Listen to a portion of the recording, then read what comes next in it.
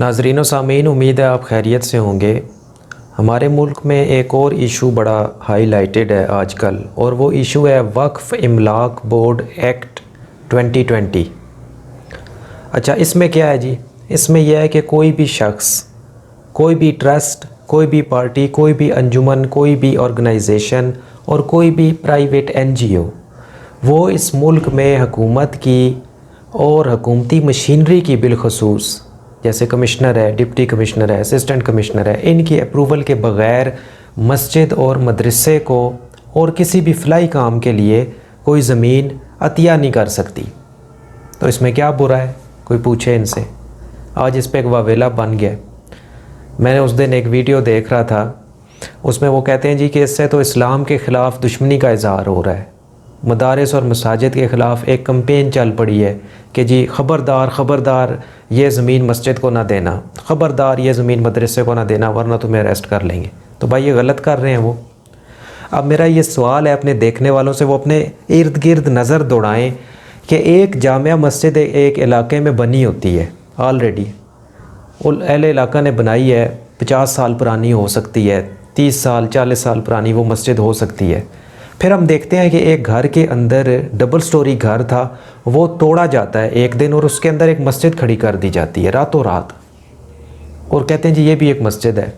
گنجان آبادی کے جس طرح شہر ہیں، جس طرح راولپنڈی ہے اور اس قسم کے شہر ہیں، وہاں آپ کو بے شمار اس قسم کی مثالیں ملیں گی۔ لاہور میں بے شمار ہیں، گجرانوالہ بے شمار ہیں، جو بھی زیادہ آبادی کا شہر ہے وہاں پہ اس طرح کیا جاتا ہے کہ راتوں رات ایک مسجد کھڑی کر دی جاتی ہے اور کہا جاتا ہے کہ جی یہ مسجد جناب فلاں فرقے سے منسوب ہو گئی ہے۔ کوئی پوچھنے والا نہیں، کوئی روک ٹوک نہیں کہ بھائی یہ کیا ہو رہا ہے۔ مسجد تو دیکھیں حکومت کی اپروول کے بغیر مسجد نہیں بننی چاہیے۔ اس کی وجہ یہ ہے کہ یہاں پہ فرقہ واریت کا ایک ناسور ہے اس ملک کے اندر، اور ایک زہر ہے جو پھیلا ہوا ہے، اور ایک یہ بزنس ہے مولویوں کا کہ مسجد بنا دیتے ہیں جی چپ کر کے جی راتوں رات، اور وہاں سے کمائی حاصل کرتے ہیں، اور وہ مسجد فتنے کا ایک مرکز بن جاتی ہے۔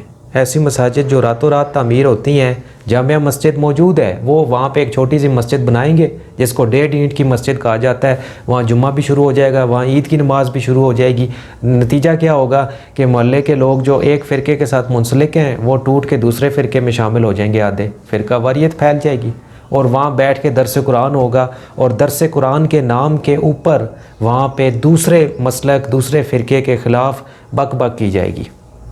اگر یہ سلسلہ ختم ہو جائے تو کیا برا ہے؟ یہی حال مدارس کا بھی ہے۔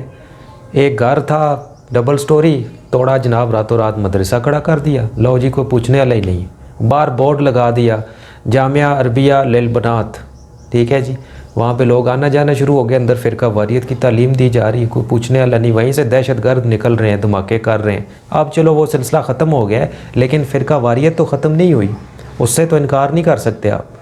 یہی حال مزارات کا بھی ہے، جہاں دل کرے کوئی کسی کا مزار بنا دے، جھنڈے لگا دے، لوگ آئیں نذرانے دیں، بکسے رکھ دیں، کوئی پوچھنے والا نہیں۔ اس سلسلے کے خاتمے کے لیے یہ وقف بورڈ ہے، اور میں تو کہتا ہوں کہ اس عمرانی حکومت کا جہاں سیاہ کارناموں کی ایک فہرست ہے، وہاں ایک یہ ان کا اچھا کام ہے، یقیناً اس کی تعریف کرنی چاہیے۔